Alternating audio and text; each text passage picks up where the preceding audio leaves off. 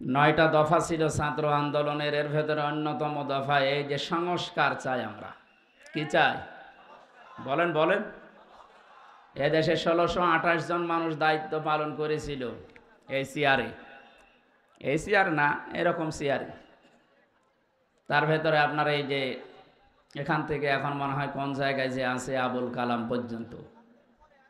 আমরা চাই সংস্কার যখন আরম্ভ হয়েছে ডক্টর মোহাম্মদ ইউনূস খুব তাড়াতাড়ি যেন এই ১৬২৮টা সিআরে ওই জালেম এবং জালেমদের দোসর একটাও যেন না থাকে, সব পাল্টিয়ে ফেলে। পাল্টানো শুধু না, পাল্টিয়ে তাড়াতাড়ি করে নির্বাচন দিন। কারণ যে ষড়যন্ত্র বাইরে চলছে, সামনে বসা মুসলমান ভাইরা, পর্দার আড়ালের সম্মানিতা মা এবং বোনেরা, প্রাণ প্রিয় বগুড়াবাসী, আমি গাবতলী থানায় প্রবেশ করে ওই লোকটাকে খুঁজছিলাম। আগস্টের ৫ তারিখের আগে এখানে আসার কারণে যিনি আমাকে এই মাঠের ভেতর দিয়ে তাড়া দিয়েছিল। আমি প্রায় ১-১.৫-২ কিলোমিটার শুধু দৌড়িয়েছি। আমি ওই ওসি সাহেবকে খুঁজছি, কি যেন নাম ওর, আবুল কালাম। উনি যে কোথায় আছে আমি বহু জায়গায় খোঁজ লাগিয়েছি, লোকটাকে পাচ্ছি না। মানে কোন গর্তে যে লুকিয়েছে। আপনার যদি এত ক্ষমতা, উনি বলেছিল যদি হামজার সাহস থাকে তাহলে থানায় এসে আমার সাথে দেখা করুক। ওই সময় আমার পরিবেশ ছিল না। এখন আমি ওপেন বলছি, ওর কানে যদি এটা যায় সে যেন অন্তত আমার সাথে দেখা করে। সময় পাল্টিয়ে গেছে। ৯টা দফা ছিল ছাত্র আন্দোলনের, এর ভেতরে অন্যতম দফা এই যে সংস্কার চাই আমরা। কি চাই বলেন বলেন। এদেশে ১৬২৮ জন মানুষ দায়িত্ব পালন করেছিল এই সিআরে, এই সিআর না এরকম সিআরে। তার ভেতরে আপনার এই যে এখান থেকে এখন মনে হয় কোন জায়গায় যে আছে আবুল কালাম পর্যন্ত। আমরা চাই সংস্কার যখন আরম্ভ হয়েছে ডক্টর মোহাম্মদ ইউনূস খুব তাড়াতাড়ি যেন এই ১৬২৮টা সিআরে ওই জালেম এবং জালেমদের দোসর একটাও যেন না থাকে, সব পাল্টিয়ে ফেলে। পাল্টানো শুধু না, পাল্টিয়ে তাড়াতাড়ি করে নির্বাচন দিন। কারণ যে ষড়যন্ত্র বাইরে চলছে, এই ট্রাম্প ও আবার এই জালেমার বন্ধু, যিনি পালিয়েছে তার বন্ধু। সেই হিসাবে উনি তো বিভিন্ন মোড়লদের কাছে তদবির করছে যে আমি নির্বাচিত সরকার ছিলাম, আমাকে উৎখাত করা হয়েছে। এটা যে দাহা মিথ্যা কথা, শয়তানও বিশ্বাস করে। আপনি যদি শয়তানকে এখন ডাক দিয়ে বলেন যে ১৫ বছর কি উনি নির্বাচিত ছিল, শয়তান পর্যন্ত বলবে না। কথা বলে না কেন? কুকুরকে যদি জিজ্ঞাসা করেন যে দেখো বলো এই যে ১৫.৫ বছর দায়িত্বে ছিল ও কি নির্বাচিত, কুকুর ঘোড়ার মতো হাসবে, বলবে এ কি বলে, একটা কথা হইল। হ্যাঁ, নির্বাচনের আগে ১৫৪ জন হয়ে যায়, দিনের ভোট রাতে হয়ে যায়, ও আবার বলে যে আমি নির্বাচিত। ও আছে তাবাকুম, আল্লাহ বলেন আমি নির্বাচিত করি। এই বগুড়াবাসী, নির্বাচিত করা হয় যে পদ্ধতির মাধ্যমে, ওই পদ্ধতির নাম কি? নির্বাচন। বলেন বলেন বলেন। নির্বাচনের মাধ্যমে নির্বাচিত করা হয়। আমাদেরকে আজকে এলাকায় যত মানুষ আছে কোরআনে কারিম শোনার জন্য আল্লাহ নিজে নির্বাচিত করেছেন। বহু মানুষ ছিল, সবাইকে আল্লাহ আসতে দেয়নি। আল্লাহ রাব্বুল আলামিন বলেন কিতাবুন উনজিলা ইলাইকা ফালা ইয়াকুম ফি সাদরিকা হারাজুম মিনহু লিতুনদিরা বিহি ওয়া যিকরা লিল মুমিনিন। আল্লাহ বলেন এই যে একখানা কিতাব, এটা আপনাকে আমি দিয়েছি, এই একটাই মাত্র কিতাব পৃথিবীতে পাঠিয়েছি, বাকি যা দুনিয়ায় পাঠিয়েছি সব এই কিতাবের ব্যাখ্যা।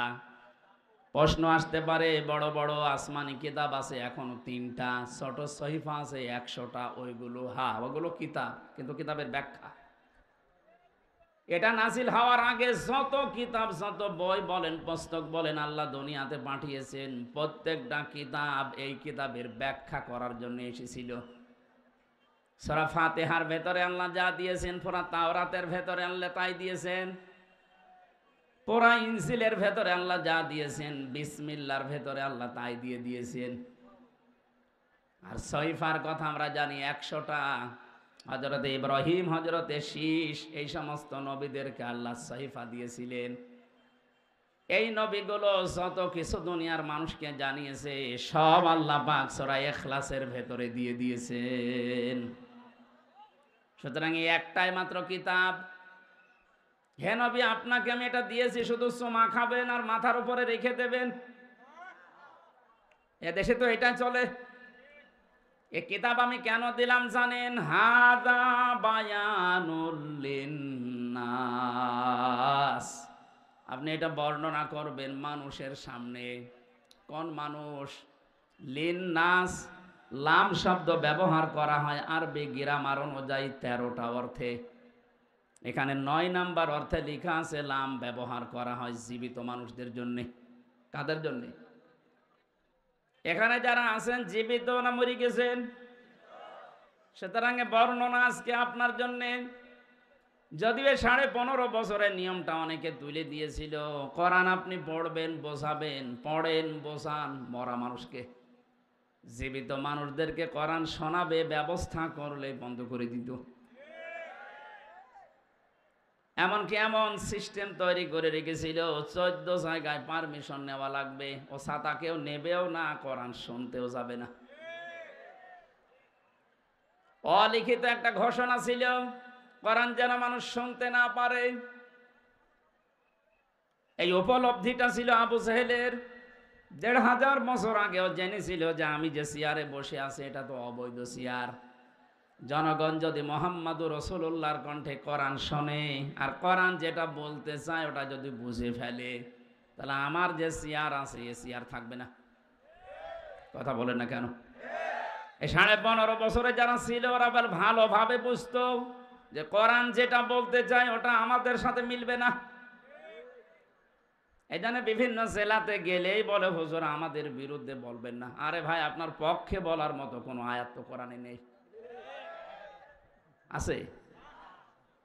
ছাত্রলীগকে নিষিদ্ধ করার পরে অনেকে বলছে না ঠিক হয়নি। ওদের নিষিদ্ধ করার 1000 কারণ আমি জানি। বিশ্বজিৎকে হত্যা মামলায় যে লোকটা আমার সাথে 3 বছর জেলে ছিল, আবরার ফাহাদকে হত্যা মামলার 16 জন আমার পাশে ছিল। ওরা কেন এই কাজগুলো করেছে, কাদের নির্দেশে করেছে, সব এখন আফসোস করছে। ওদেরকে নিষিদ্ধ করার জন্য 1000 কারণ আমি জানি, কিন্তু ওদেরকে আপনি জায়েজ ভাবে কাজ করতে দেবেন একটা কারণ বলতে পারবেন না। ওরা যেভাবে বৈধভাবে দেশে চলবে কোনো কারণ নেই। 5 আগস্টের আগের দিন 4 তারিখে আমি দেখেছি একটা ছেলে হেঁটে যাচ্ছে আর হেলমেট মাথায় দিয়ে এরকম একটা বড় ছোরা নিয়ে, একেবারে মনে হচ্ছে গরু কোপ মারছে। এই দৃশ্য তামাম দুনিয়া দেখেছে। ওই ছেলেটা বেঁচে আছে কিনা আমি জানি না। এরপরও আপনি কোন বিবেকে বলেন যে ওদেরকে নিষিদ্ধ করা ঠিক হয়নি?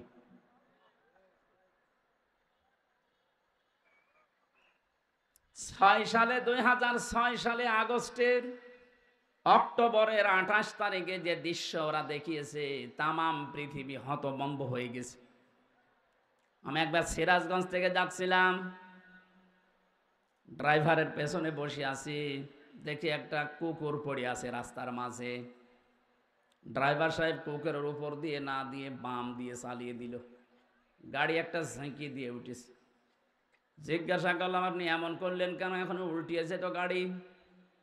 ড্রাইভার আমার বলছে, হুজুর দেখেন না একটা কুকুর পড়ে আছে, আমি ডবল করে চাকা চালাবো, আমার বিবেক নেই। আমি বললাম, তো মরা কুকুর, ওরে মারলেই কি আর না মারলেই কি? ড্রাইভার আমার দিকে ঘুরে বলছে, হুজুর আপনি কি আসলেই হুজুর?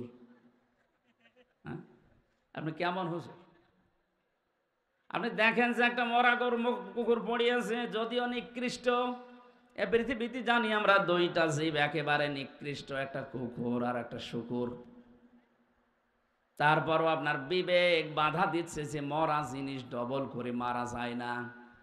অথচ গত বছরে ওই সময় ছিল 7 সাল, গত বছরের 6 সালের অক্টোবরের 28 তারিখে তাম বাংলাদেশ থেকে একজনের নির্দেশ মতো লগি বৈঠা নিয়ে সৃষ্টির সেরা মানুষকে পিটিয়ে মারার পরে ড্যান্স দিয়েছে। এদেরকে আপনি মানুষ বলেন কোন কায়দায়? আমরা চাই শুধু ছাত্রলীগ না, এদেশে যারা এই জালেমদের দোসর প্রত্যেককে নিষিদ্ধ করা হোক। যারা মানুষের ভেতরে পড়ে না ওদের কিসের রাজনীতি?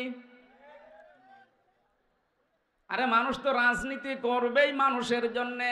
সে যদি মানুষ পিটিয়েই মেরে ফেলে তো ওর রাজনীতি করার দরকার কি? আপনি অন্য নীতি করেন।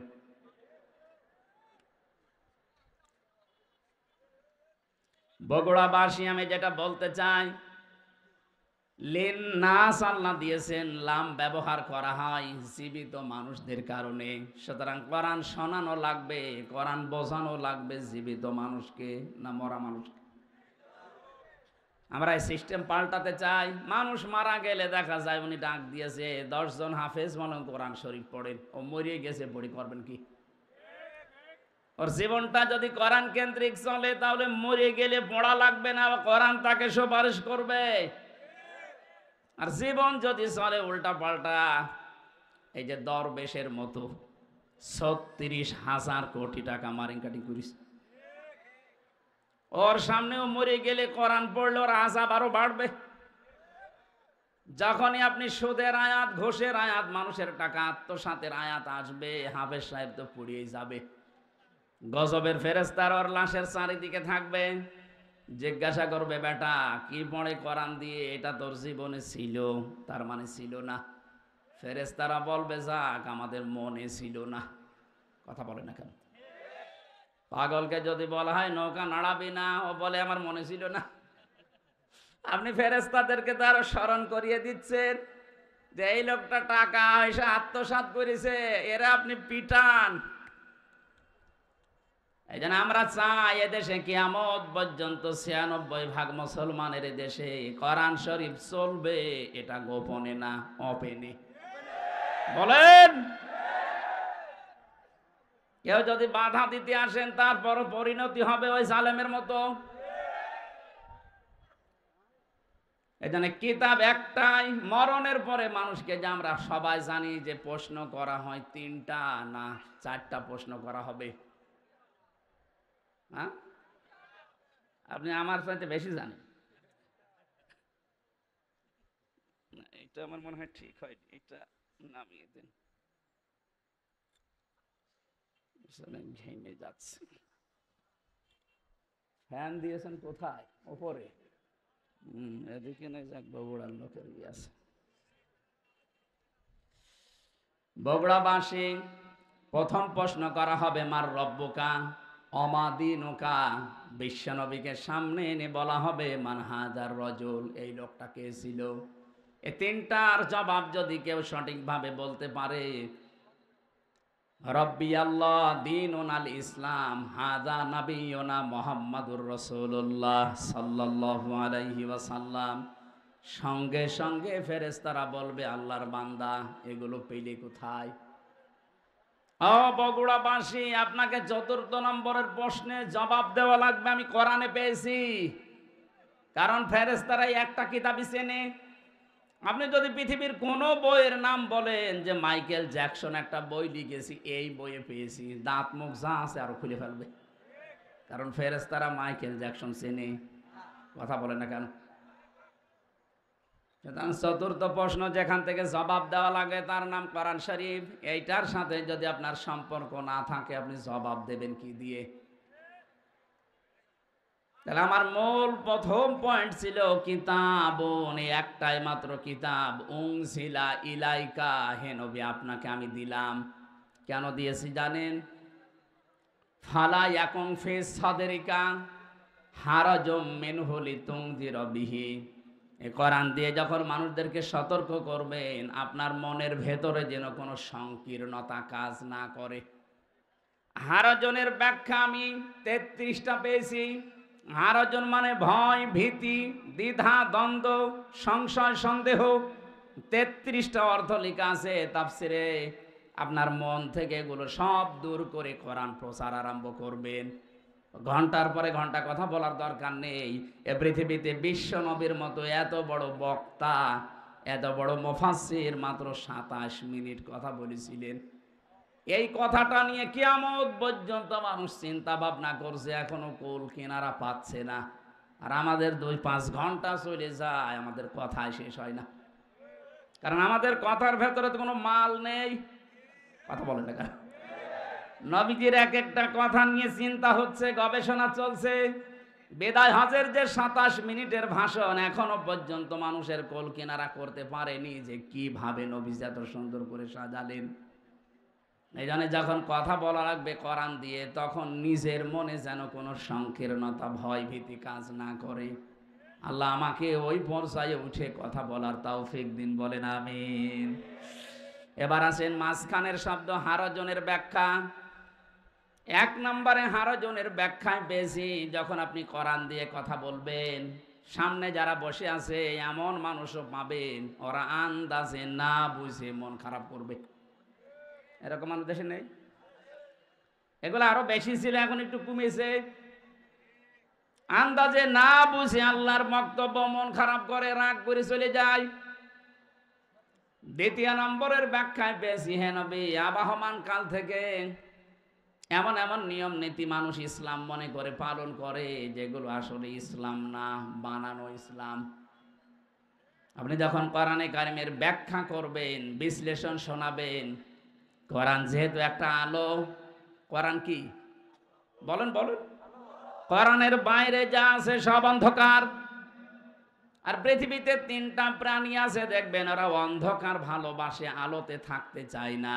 একটা পেঁচা, বাদুর আর চামচিকা। না বগুড়ায় নেই? এরা দিনের আলোতে বের হয় না। রাতের আধার যখন বেশি হয়, অন্ধকার হয় বেশি, তখন বের হয়। বের হয়ে স্থির থাকে না, মানুষের ফসল নষ্ট করে। এক কথা বলছেন কেন? বিভিন্ন জিনিসে হানা দিয়ে ওগুলো নষ্ট করে ফেলে। এই জন্য ওদের নামও দেখেন এরকম ডিজিটাল নাম, পেঁচা, বাদুর, চামচিকা। নাম শুনলেই মনে হচ্ছে, চেহারা মনে হয় একেবারে ঐশ্বরিয়া রায় হবে। পেঁচা নাম শুনলেই মনে হচ্ছে না চেহারা কেমন হবে? হ্যাঁ, কেউ যদি পেঁচা একবার দেখে, ওকে আর একবার দেখতে মন চাবে। ওদের কাজ কারবার ওই রকম। খালি মানুষের ফসল নষ্ট করবে, কলা নষ্ট করবে, পানের বরজ নষ্ট করবে। দিনের আলো, সূর্যের আলো ওদের ভালো লাগে না, এই জন্য রাতের আধার ওরা বেছে নেয়, ক্ষতি করে মানুষের। এই পৃথিবীতে কোরআনের আলো, ইসলামের আলো, হাদিসের আলো যাদের ভালো লাগে না, মানুষের তৈরি করা নিয়ম নীতি যেহেতু অন্ধকার, শিরিক, বেদাত, জুলুম, কুফর, এগুলো সব অন্ধকার। এগুলোর পথ তারা বেছে নেয়। শিরিকের মাধ্যমে, বেদাতের মাধ্যমে মানুষের দুনিয়ার ঈমান আমল নষ্ট করে। কিয়ামতের ময়দানে পৃথিবীতে যে যে ধরনের অপরাধী, ওই অপরাধের জন্য তার চেহারা, আকৃতি আল্লাহ ওই রকম করে দেবে। ইয়াগরাফুল মুজরিমুনা বিসিমাহুম ফায়ুখাযু বিন নাওয়াসি ওয়াল আকদাম ফাবিআইয়ি আলাই রাব্বিকুমা তুকাযযিবান। বলেন আল্লাহু আকবার। আল্লাহ বলেন, অপরাধী যারা পাপিষ্ঠ, ওদেরকে কিয়ামতে ওদের চুলের মুঠি ধরে আর পা ধরে আমি তুলবো, যেন অপমান বেশি হয়।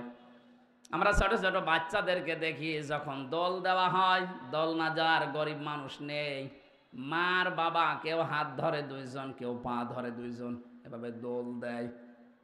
দোলে দোলে বলে না? কিয়ামতে ফেরেশতারা এই পাপিষ্ঠ মুজরিম যারা, যে সেই ধরনের অপরাধী, ওর চেহারার ভেতরে আল্লাহ এটা ফুটিয়ে তুলবে।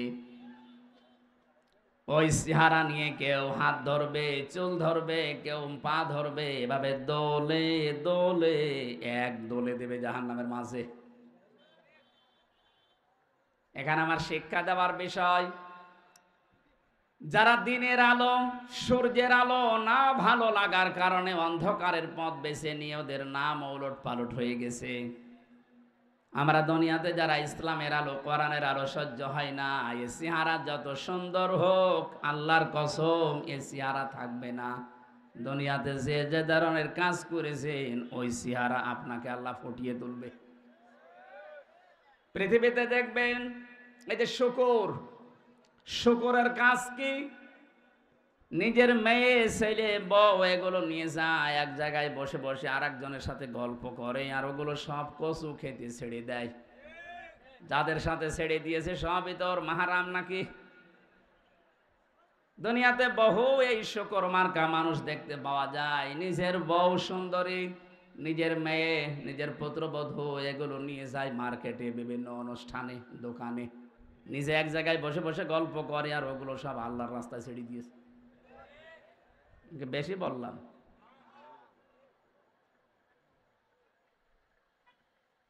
অনেকে এমনও দেখা যায় নিজের স্ত্রী যদি একটু সুন্দর হয় ও দিশায় পায় না, করবে কি, ও মনে করে মানুষকে দেখাতে পারলেই সওয়াব। আমি যখন বিশ্ববিদ্যালয়ে ছিলাম ওই সময় দেখে কুষ্টিয়ার ওই যে গোল চত্বরে একজন নিয়ে যাচ্ছে মোটরসাইকেলে করে তার বউ। সালাম দিলাম, বললাম কে? তোমার ভাবি। কি পরিয়েছে নে? কি শাড়ি না মশারি? না একবার তাকানোর পর আর তাকানো যাচ্ছে না, এত পাতলা। আমার কানের কাছে মুখ নিয়ে বলছে, হামজা আমি তো সারা জীবন দেখলাম, আমি আর কত দেখবো, এলাকার মানুষের হক নেই। হক আদায় করে বেড়াচ্ছে। এরকম হক আদায় করা পাবলিক দেশে নেই। যারা নিজের বউ দিয়ে, মেয়ে দিয়ে, পুত্রবধূ দিয়ে হক আদায় করেন, কিয়ামতের দিনে আকৃতি আল্লাহ বানিয়ে দেবে শুকুরের। আমার তো এই আয়াতের ব্যাখ্যা পড়ার পরে মনে হয় বাংলাদেশে বহু মানুষের আকার থাকবে না, শুকুর হয়ে যাবে। কথা বলেন না কেন? কিছু মানুষকে আল্লাহ কুকুরের আকৃতি দিয়ে তুলবে। কুকুরের স্বভাব হচ্ছে আপনি দুইটা কুকুরকে খাবার দেন, একটাকে যা দিয়েছেন ও মরণ পর্যন্ত খেলেও শেষ করতে পারবে না, এত খাবার ওরা। এই শব্দের ব্যাখ্যায় আমরা বিশেষ করে বাংলাদেশ, ভারত, পাকিস্তান এই তিনটা দেশে একটু ঝামেলা আছে। আমরা অনেকেই শুনি, অনেকেই মনে করি ওসিলা মানে কোনো পীর সাহেবকে ধরার মাধ্যমে আল্লাহ পর্যন্ত পৌঁছাতে হবে। না, কোরআনে কারিমের তাফসিরের ভেতরে ওসিলা শব্দের আমি দুইটা অর্থ পেয়েছি। এক নম্বরে ওসিলা মানে নেক কাজ, দুই নম্বরে ওসিলা মানে নবীর সম্মান। আপনি আল্লাহর কাছে পর্যন্ত যদি পৌঁছাতে চান জীবনের নেক কাজ দিয়ে যাওয়া লাগবে, অথবা নবীর সম্মান, মুহাম্মদুর রাসূলুল্লাহর সম্মানকে দুনিয়ায় দেখিয়ে তারপরে যাওয়া লাগবে। তার সম্মান আজ ভুলণ্ঠিত হচ্ছে, তার আদর্শ আজ আমাদের কাছে নেই। এই আদর্শ গ্রহণ করে তাকে সম্মান দেওয়ার মাধ্যমে আপনি আল্লাহর কাছে একটা পজিশন তৈরি করতে পারবেন। তাছাড়া আমার অমুক বাবা ছাড়া আল্লাহর কাছে যাওয়া যাবে না, এটা বানানো কথা, ওদের দরবারের কথা ওইটা। অবতাগু ইলাইহিল ওয়াসিলা, আমি আল্লাহর কাছে তোমার পজিশন আছে কিনা, কোনো চেয়ার আছে কিনা, তোমার মান মর্যাদা আছে কিনা একটু খেয়াল করো। আজকে বগুড়া জেলার দ্বারা দায়িত্বে আছে, ওনারা বিএনপিতে আছে, তারেক জিয়া সাহেবের কাছে ওনাদের একটা পজিশন আছে, এই জন্য চেয়ারটা ওনাদের দিয়েছে। আল্লাহ রাব্বুল আলামিনের কাছে যদি আপনার কোনো পজিশন তৈরি করতে হয়, অবশ্যই জীবনে আপনার নেক কাজ মাস্ট বি লাগবেই, এবং নবীর সম্মান রক্ষা করার জন্য তার আদর্শ গ্রহণ করা লাগবে। এই দুইটার মাধ্যমে আল্লাহর কাছে আপনার একটা দাম তৈরি হবে, একটা চেয়ার তৈরি হবে, যেখানে কথা বললে আল্লাহ রাখবেন। আল্লাহ এরপরে বলেন এই পজিশন তৈরি করার জন্য যত রকমের রাস্তা আমি তৈরি করে রেখেছি, তার উত্তম রাস্তা হচ্ছে ওয়াজাহিদু ফি সাবিলি, আমি আল্লাহর রাস্তায় এই দুনিয়াতে জিহাদ করা। এই শব্দটা শুনলে অনেকের রাগ হয়, অথচ জিহাদ আর এই যে জঙ্গি জঙ্গি করে যারা চালাচ্ছেন এ জিনিস এক না। অন্যায় যেখানে, প্রতিবাদ সেখানে, এর নাম জিহাদ। এইটা যে আগস্টের 5 তারিখ পর্যন্ত হয়েছিল, এই জন্য দেশটা স্বাধীন হয়েছে। এটা যদি জারি থাকে তাহলে অন্যায় করে এদেশে কেউ টিকে থাকতে পারবে না, সে যেই হোক। এই জন্য আল্লাহর কাছে যেতে হলে এই জিহাদ অব্যাহত রাখা লাগবে। যে যেখানে আছেন ওই জায়গা থেকে আপনার প্রতিবাদ হবে, সে যে যতটুকুই হোক। লাআল্লাকুম তুফলিহুন, আশা করা যায় আমাদের আল্লাহ যেখানে পৌঁছানোর কথা ওই জায়গায় পৌঁছিয়ে দেবেন। সফলতার যে স্বর্ণ শিখর, আমাদের জন্য আল্লাহর বানানো একটা বাড়ি আছে জান্নাত, ওই জায়গা আমাদের বাবার বাড়ি। কার বাড়ি? হযরত আদম আলাইহিস সালাম আমাদের বাবা না? ওনার বাড়ি ওইটা। ওনাকে ওখান থেকে আল্লাহ নামিয়ে দিয়েছেন। পৃথিবীতে পাঠানোর পরে উনি জানিয়েছেন ফামাং তাবিয়া হুদায়া, আমার পক্ষ থেকে তোমাদের কাছে হেদায়েত যাবে। সর্বশেষ হেদায়েতের নাম এই কোরআন। ফামাং তাবিয়া হুদায়া ফালা খাউফুন আলাইহিম ওয়ালা হুম ইয়াহজানুন। যদি এটা অনুসরণ করে আবার থাকতে পারো দুনিয়ায়, যেখান থেকে নামিয়ে দিলাম এই বাবার বাড়ি বানানো জান্নাত, আবার ওখানে তোমাদেরকে ফিরিয়ে নেব। আমরা ওই জায়গায় যেতে চাই না? চাই না? আল কাজ্জিসু মান দানা নাফসাহু ওয়া আমিলা লিমা বাদাল মাউতি ওয়াল আজিজু মান আতবা'a নাফসাহু হাওয়াহা ওয়া তামান্না আলাল্লাহ। হযরতে আনাস থেকে বর্ণিত, বিশ্বনবী জানিয়েছেন ওই লোকটা আল্লাহর দৃষ্টিতে বুদ্ধিমান, যে লোকটা আখিরাতের জন্য পুঁজি তৈরি করে আর আল্লাহর উপরে ভরসা করে। ওই লোকটা বড় নির্বোধ, পাগল, যে আখিরাতের কোনো কাজ কারবার তার নেই, আন্দাজে ভরসা করে আছে কালেমা যখন পড়েছি জান্নাত একদিন যাবই। এই লোকটা পাগল এবং নির্বোধ। এই জন্য আমরা এরকম পাগলামি যেন না করি। আসল হার জিতের খোলা হবে আমার চোখ বন্ধ হওয়ার পরে। ফামান যুহজিহা আনিন নার ওয়া উদখিলাল জান্নাতা ফাকাদ ফাজ। সূরা আলে ইমরান 185 নম্বর আয়াতের মাঝের অংশে আছে। আল্লাহ বলেন মানুষের ভেতরে জীবন সফল হয়েছে তার, যে আস্তে আস্তে করে জাহান্নামের কাজগুলো ছেড়ে দেয় আর জান্নাতের কাজের দিকে পা বাড়ায়। এই লোকটার জীবন সফল, আমি আল্লাহ তাকে মাফ করে জান্নাত এই ঘোষণা দিয়েছি। আল্লাহ রাব্বুল আলামিন আমাদেরকে জাহান্নামের যত কাজ আছে আস্তে আস্তে ছেড়ে দিয়ে জান্নাতের কাজগুলোর দিকে ধাবিত হওয়ার তৌফিক দিন, আমিন। বারাকাল্লাহু লানা ওয়া লাকুম ফিল কোরআনিল আযীম। আল্লাহুম্মা আমিন। লা ইলাহা ইল্লা আনতা সুবহানাক ইন্নী কুনতু মিনাজ জালিমিন।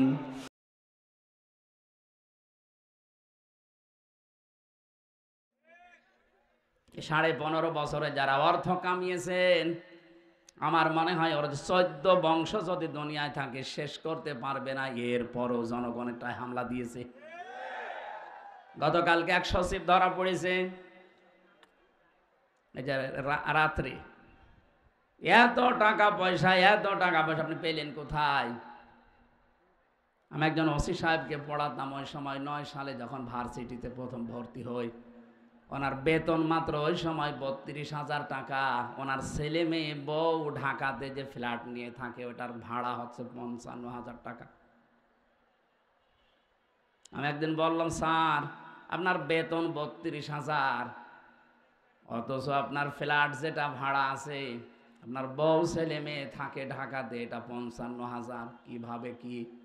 হুজুর সব আল্লাহ চালায়। কে চালাচ্ছে? সব আল্লাহ চালাচ্ছে।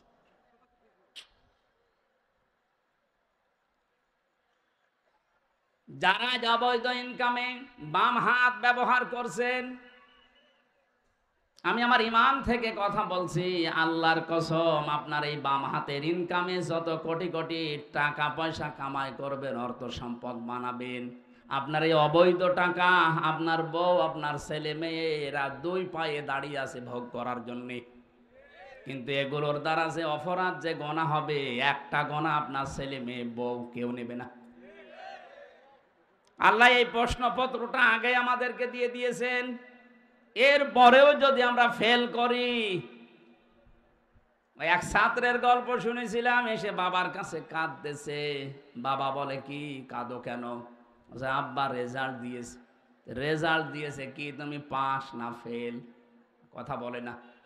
বারবার জিজ্ঞাসা করার পরে যখন কথা বলে না, দিয়েছে 2 থাপ্পড়। এই বলবি তো তুই পাস না ফেল? এবার মুখ খুলেছে, বলছে আব্বা ফেল করলে তো কথা ছিলাম 5-এ, নামিয়ে দিয়েছে 3, এখন আমার 5-এ উঠতে 2 বছর লাগবে। আমরা যে পাগলামিগুলো করছি, সূরা আলে ইমরানের 185 নম্বর আয়াতের শেষে আল্লাহ এই তথ্যটা দিয়েছেন, ওয়ামাল হায়াতুদ দুনিয়া ইল্লা মাতাউল গুরুর। ও পৃথিবীর বান্দা বান্দিরা, দুনিয়ার জীবনটা কিন্তু একটা খেলাধুলা, এটা ধোঁকা। তোর স্ত্রী তোর জন্য ধোঁকা, তোর সন্তান আদি মা বাবা, এমনকি দুনিয়ার যত মানুষ তোকে ভালোবাসি বলে দাবি করে, সবগুলো ধোঁকা। এগুলো সব কাট হয়ে যাবে চোখ বন্ধ হওয়ার পর। ফাইদা নুফিখা ফিস সূরি ফালা আনসাবা বাইনাহুম ইয়াউমাইদি ওয়ালা ইয়াতাসাআলুন। সূরা মুমিনুনের ভেতরে আল্লাহ জানিয়েছেন, চোখ যখনই বন্ধ হয়ে যাবে মানুষের, পৃথিবীতে যত রকমের সম্পর্ক আছে, আত্মীয়তার হোক, রক্তের হোক, দলীয় হোক, যত রকমের সম্পর্ক সব আমি আল্লাহ কাট করে দেব। নসবের বহু বচন আনসাব, একটা সম্পর্ক তো থাকবে না। এ প্রশ্নপত্র হাতে পাওয়ার পরেও যদি কোনো জ্ঞানী মানুষ আমরা ফেল করে বসি, তবে আমাদেরকে 5 থেকে 3 না 5 থেকে 1 নামানো দরকার। আমি সহ যারা আছি এরকম পাগল, আজকে থেকে আর পাগলামি যেন না করি। আমার কথা বুঝতেছেন? কিয়ামতে যদি কুকুরের সুরত নিয়ে ওঠা লাগে, যে আমি কি করলাম এ বিশাল সম্পদের পাহাড় তৈরি করে, আমি ভোগও করতে পারলাম না। দুনিয়াতেই যদি এই অপমান, এই যে সচিব যিনি ধরা পড়েছে রাতে, ওনার যে এখন কি হবে উনি জানি আর আল্লাহ জানি। আর ইসলামী রাষ্ট্র হলে ওনাকে তো এখন ফাঁসি দেওয়া হইতো। যেই কয়জনই ধরা পড়েছে আপনি তাকান, এক একজনের শুনলাম 620টার উপরে বাড়ি আছে তার, সারা পৃথিবী মিলে। ভ্যান চালকের মতো যদি হালাল রোজে উপার্জন করা লাগতো, কিয়ামতের আগে এই পৃথিবীতে কেউ 620টা বাড়ি বানাতে পারতো না। অথচ 15.5 বছর অলরেডি অনেকে বানিয়েছে। 350 এমপি এবং নির্বাচন কমিশনের যে 15 জন দায়িত্বে ছিল, একজন পটল তুলেছে, এখনো 14 জন আছে। প্রত্যেকের এখন হিসাব নেওয়া হচ্ছে যে টাকা পেলেন কোথায় বলেন। ইসলাম যদি এদেশে থাকতো, হিসাব না, শুধু ধৈর্য আর প্রমাণ হলেই কে আল্লাহ ফতে করে দিত। এইটা দেখার পরে কিয়ামত পর্যন্ত এই দেশে আর অবৈধ সম্পদের পাহাড় কেউ গড়তো না। এটা বন্ধ করা দরকার। আর এইটার জন্য কোরআনে কারিমের আইন ছাড়া বানানো আইন দিয়ে সম্ভব না। যেহেতু এখনো কোরআনে কারিমের আইন এদেশে আসেনি, আমরা যারা বিবেকবান আছি, কিন্তু বিবেকটা কাজে লাগান। কুকুরের মতো স্রোত নিয়ে কিয়ামতে উঠলে কি হবে আপনার? আপনি মনে করেন 2000 বছর হায়াত পেলেন, 2000 বছর পরে তো মরবেন নাকি? কথা বলেন না কেন? আপনার যাতে কত বড় বড় মহারথী কবরে চলে গেছে। বিশ্ব নবীকে আজরাইল অফার দিয়েছিল, আপনি যদি থাকতে চান যতদিন ইচ্ছা থাকতে পারবেন। নবীজি বলেছেন তারপরে কি? বলে হ্যাঁ, তারপরে মরা লাগবে। নবীজি বললেন, দেখো মরা যদি লাগবে তখন আর আমার রেখে যাওয়া দরকার নেই, আমার নিয়ে চলো। তারে তো অফার দেওয়ার পরেও তিনি গ্রহণ করেননি, আর আপনার অফার নেই। সর্বোচ্চ এদেশের এখন গড় আয়ু হচ্ছে 65-67 বছর। আপনি এরপরে যদি বেঁচে থাকেন, মনে করবেন আপনি বোনাস পেয়েছেন, আমাদের হায়াত ধার করে বেঁচে আছেন। কথা বলেন না কেন? যিনি পালিয়ে গেছে বারবার ওখান থেকে, যে মোবাইলে কল রেকর্ড করে এডিটিং করে ফাঁস করছে, বলছে আমি আসতেছি, লিস্ট করে রাখো। আপনি আবার কবে আসবেন? আপনার যা বয়স, এ বয়সে তো এমনি আমাদের হায়াত নিয়ে আপনি বেঁচে আছেন। কথা বলেন না কেন? 65 থেকে 67 যদি গড় আয়ু হয়, তাহলে ওনার বয়স এখন, কথা বলেন না কেন? উনি আমাদের হায়াত নিয়ে বেঁচে আছে, তারপরও বলছে আমি আসতেছি। আমরা এই মুহূর্ত থেকে শুধু মাহফিল শুনতে আসা না, আমরা এই মুহূর্তে সিদ্ধান্ত নেওয়া লাগবে কিয়ামতে যেন আমার আকৃতিটা অন্তত হামজার আকৃতি থাকে, কুকুর হয়ে না যায়। কিছু মানুষের আকার হবে সাপের মতো।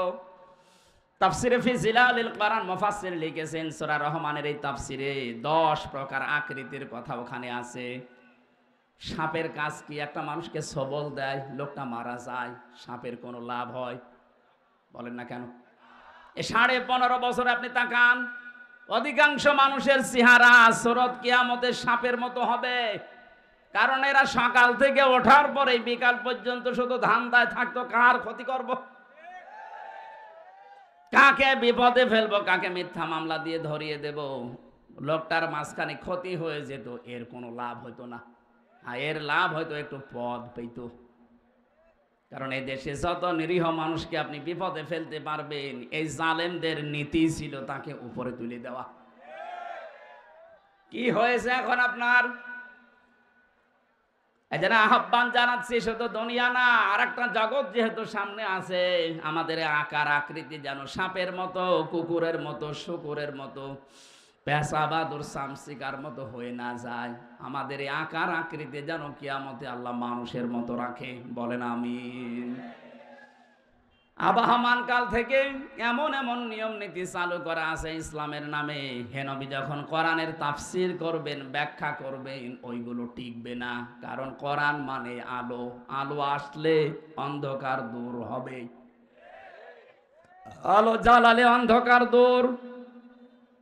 অন্ধকার যখন দূর হয়ে যাবে, ওরা চিন্তা করবে, একই এতদিন আমি এই জুলুমের ব্যবসা, শিরকের ব্যবসা, বেদাতের ব্যবসা করে খাচ্ছিলাম, এ দেখি সব উল্টিয়ে গেল। ওই মানুষগুলো তখন আপনার উপরে রেগে ফেলবে, এমনকি আপনাকে তেড়িয়ে আসবে মারার জন্য। এটা সূরা হজের ভেতরে আছে। ওই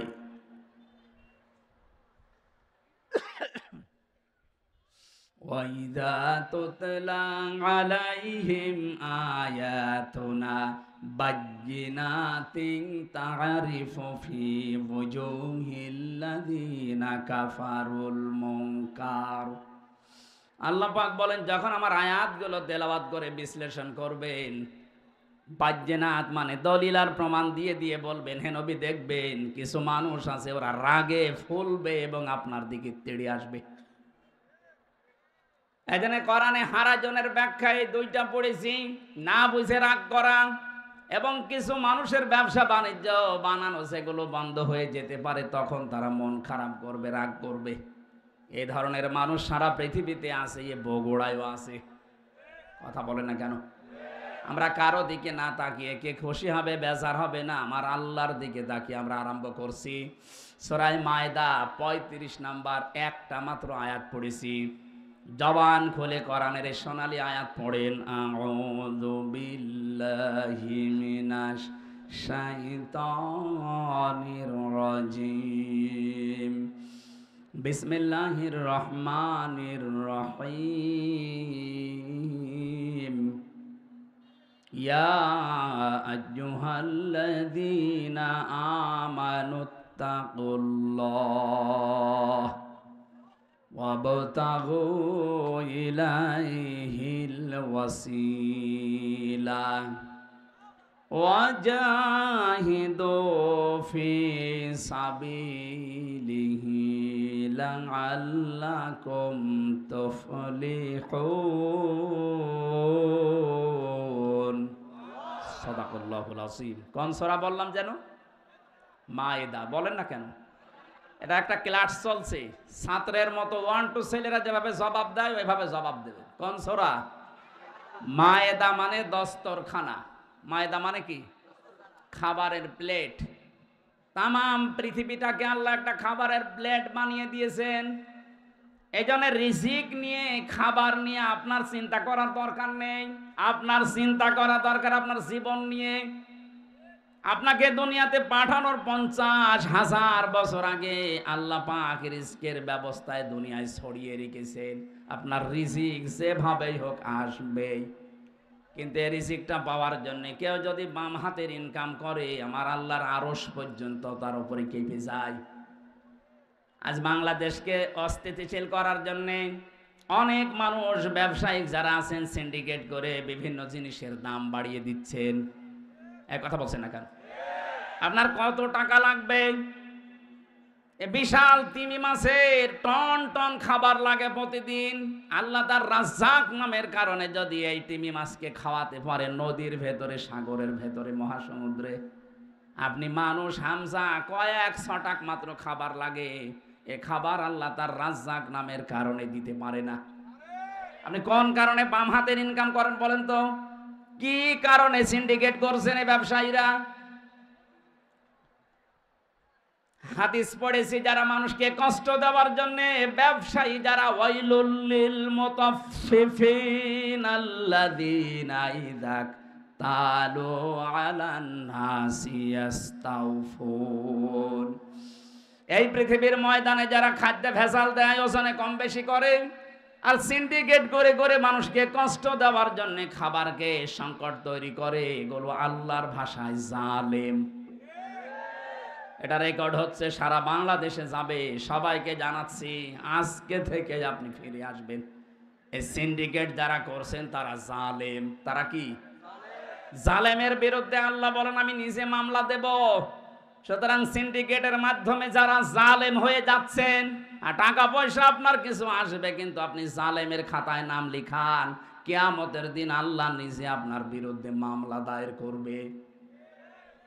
তখন আপনার এই সম্পদ, আপনার এই ছেলে মেয়ে, এই বউ, দলের লোক সব দিয়েও পার পাবেন না। সূরা আলে ইমরান এটা আছে, কিয়ামতে কাফেরেরা তামাম পৃথিবীর সব দেওয়ার জন্য আল্লাহকে বলবে এগুলো সব দিয়ে দিলাম, আল্লাহ তুমি আমাকে অন্তত বাঁচাও। আল্লাহ পাক বলেন কখনোই না। এটা সূরা মারিজের ভেতরে আছে।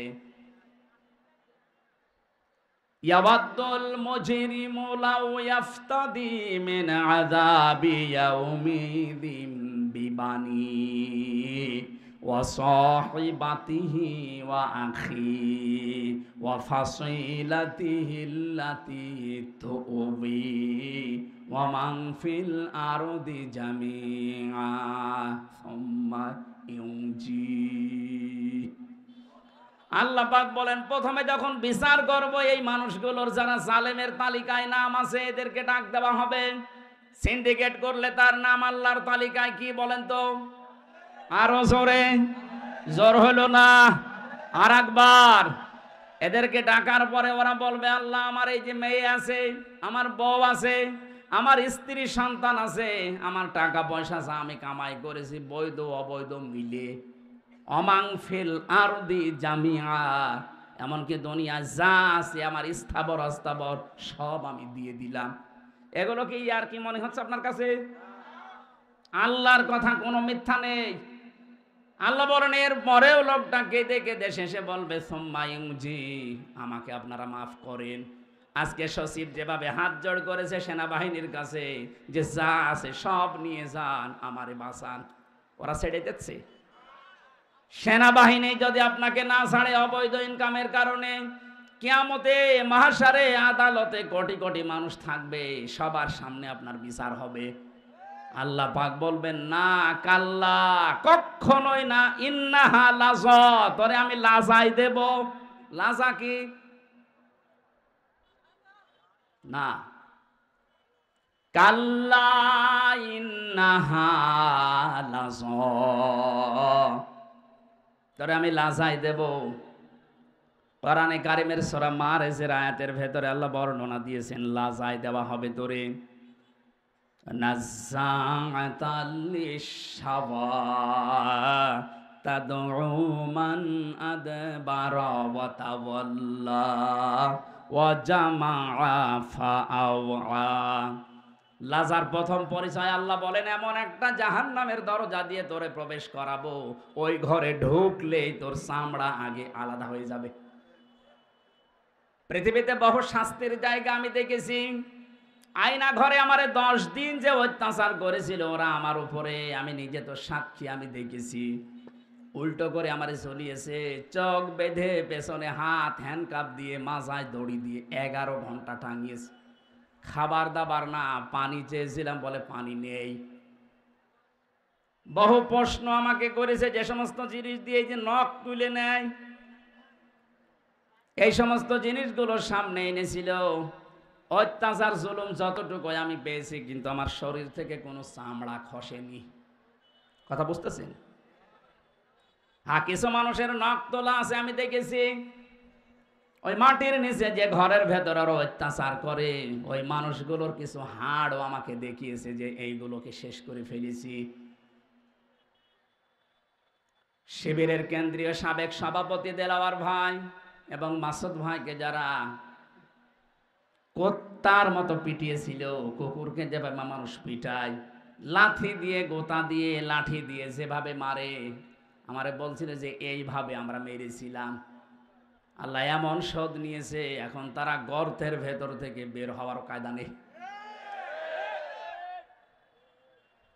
তা আমি এখানে সাওয়ায়ের ব্যাখ্যায় কথা বলছিলাম। পৃথিবীতে বহু শাস্তির জায়গা আমি দেখেছি। পৃথিবীর বড় বড় হাজতখানার নাম শুনেছি, কারাগারের। আমেরিকার ওই কারাগার খুব কঠিন, ব্রিটেনের কারাগার খুব কঠিন, রাশিয়ার কারাগার খুব কঠিন। কিন্তু মানুষের চামড়া তুলে ফেলে এমন জায়গা আমি শুনিওনি, পাইওনি। আল্লাহ বলেন এমন একটা ঘর বানিয়েছি, ওখানে ঢুকলে আগে চামড়া খসে যাবে। এই লাসা কাদেরকে ডাকবে জানো? দুইটা গুণ যাদের ভেতরে আছে, মান আদবার ওয়া তাওয়াল্লা, ওদেরকে লাসায় ডাক দেবে, আসো ভাতিজা আসো। বলে না এটা? আসো ভাতিজা আমার দিকে আসো। কাদের? যারা সত্যকে সত্য জানার পরে মুখ ফিরিয়ে থাকতো। এ বাংলাদেশে এই রোগ বেশি, চোখে আঙ্গুল দিয়ে দেখিয়ে দেওয়া হয়, এরপরও ঘাড় ঘুরিয়ে চলে যায়। আপনার কি করা লাগবে? ফেরেশতা এসে আপনাকে পিটাবে, তাহলে তো সব হয়েই গেল। নবীজিকে আল্লাহ জানিয়েছেন, হে নবী আপনি দাওয়াতি কাজগুলো করেন। ওরা যে মানতে চায় না, ওরা কি চায়? ওরা কি চায় যে মেঘ থেকে কেউ এসে আপনার নবুয়তের সাক্ষী দিক। এরকম যদি কেউ দেয় তাহলে আমার আর দুনিয়ায় পাঠানোর দরকার কি? এটা তো পরীক্ষার জায়গা। আমাকে না দেখে ওরা ফিরে আসে কিনা আমি এইটা দেখতে চাই। সুতরাং সত্যকে সত্য জানার পরেও যারা মুখ ফিরিয়ে চলে যান, ঘাড় ঘুরিয়ে চলে যান, আপনার স্থান হবে ওই লাজায়। গেলে আপনার চামড়া আগে খসে যাবে। ও জামা ফাআওয়া, দুই নম্বরে যারা মাল সম্পদ জমা করে আর বারবার হিসাব করে কত হচ্ছে। এই 15.5 বছরে বহু মানুষ এই করেছিল, শুধু জমা করতো আর হিসাব করতো কিরকম হয়েছে। একটাও এখন ভোগ করার কোনো কায়দা আছে? এখন যে দাবি করবে এইটা আমারও, দাবি করলেও মার খাবে। আমার ভাইরা, আমি যে কথাটা তুলেছিলাম, সূরা মায়েদা আল্লাহ রাব্বুল আলামিন জানাতে চেয়েছেন, বান্দা মাত্র কয়েক 6টা খাবার লাগে তোমার জন্যে। এতটুকু খাবারের জন্য তুমি ডান বাম হাত কিছু মানো না, সব হালাল করে নাও বাবা, শাহজালাল সব হালাল। অথচ তামাম দুনিয়াটা আমি দস্তরখানা খাবারের প্লেট বানিয়েছি। আজ যারা সিন্ডিকেট করে করে মালের দাম বাড়িয়ে দিচ্ছেন, কিয়ামতে আপনাকে আল্লাহ নিজে লাজায় ঢুকিয়ে দেবে। বলেন নাউজুবিল্লাহ। এটা শুধু যদি বগুড়ার জন্য হতো, এই আয়াতগুলো আমি পড়তাম না। সারা বাংলাদেশ সহ বিশ্বের সব জায়গায় এটা বিভিন্ন ভাষায় যাবে। সবাইকে উদ্দেশ্য করে বলছি, আমরা যেন পাগলামি না করি। কার জন্য করছেন? যার জন্য করছেন ওইটাই আপনার দুশমন হয়ে দাঁড়াবে। আল্লাহ পাক এই সূরাতে যতগুলো আয়াত দিয়েছেন, মাত্র একটা আয়াত আমি পড়লাম। 120টার উপরে আয়াত আছে। একটা মাত্র আয়াতে দেখেন কত কত কথা আল্লাহ লুকিয়ে রেখেছেন। এই জন্য তাফসির করতে গেলে যদি এক শব্দ নিয়ে কেউ চিন্তা ভাবনা করে, তার জীবন শেষ হয়ে যাবে। কোরআনের ওই শব্দের কথা শেষ হবে না। আল্লাহ এখানে প্রথমে ডাক দিয়েছেন ইমানদারকে, কোনো বেঈমানকে ডাকেননি।